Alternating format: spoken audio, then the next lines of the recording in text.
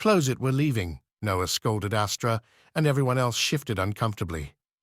Come on, don't you want to look? Drea teased, pulling away from Noah a bit dramatically, flinging herself back on the dumpster.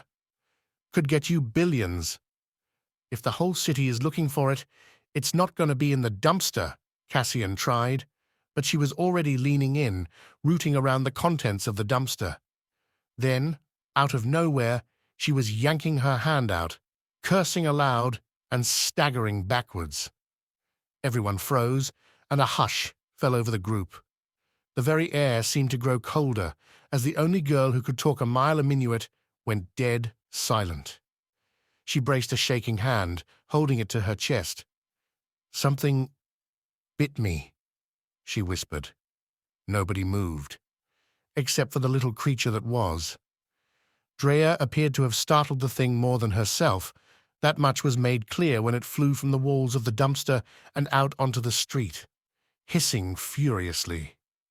Everyone took a step back as the thing stared at Cassian, square in the eyes, orange, bright orange and long, incredibly small, scales shimmering like a million tiny silverfish. It's a dragon. Cassian breathed the words, shocked to the bones.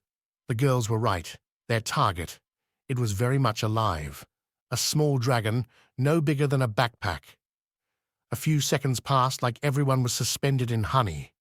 Time crept and froze and sped up all at once. The dragon stared. Astra winced. Noah and Drea and Cassian inched back, but Raina seemed unfazed, entirely unfazed.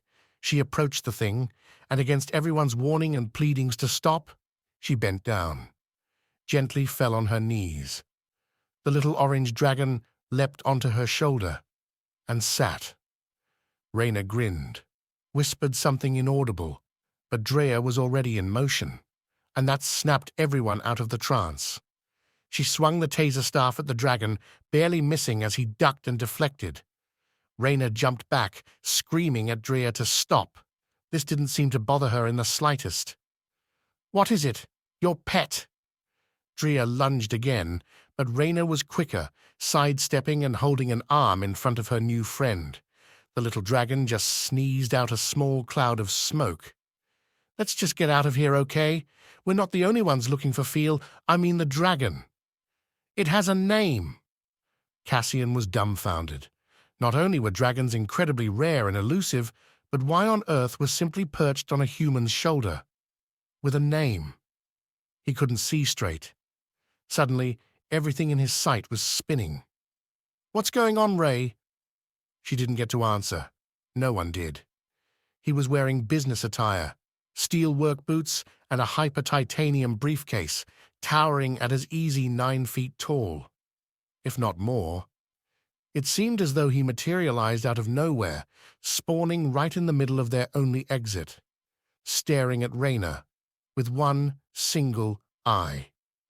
"Cyclops," was all Raina whispered before she took off running. Cassian didn't really notice if the others followed them deeper into the alleyway or ducked into the nearest restaurant.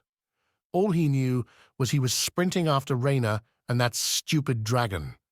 9-foot man beast is not far behind. They dashed across the street in a blur, beelining for something Cassian couldn't see until Raina ducked into a half-open door. The smell of dead things and oil hit Cassian hard as he dove in behind her, silently shutting the door. It was the smallest meat locker he had ever seen, illuminated by the thin glow of their new little friend. "Are you going to explain what's going on here?" Cassian heard the anger in his own voice. Still, he didn't back down. Raina frowned, turning away from him, gazing through the cracked door back onto the street. She didn't say anything for a moment, the sound of the dragon breaths filling the void. "Let's just say," Cassian held his breath. "What?" "Felix is mine. The bounty is mine. But there's more to the picture than you could understand." "Starting with Cyclops is right?" Felix swiveled his head around and hissed, a warning to lower his tone. Cassian threw his hands up as Felix curled his tail around her neck. Possessive much? He thought. That's when the Cyclops knocked on the door, or more accurately, busted it down before they had the chance to run.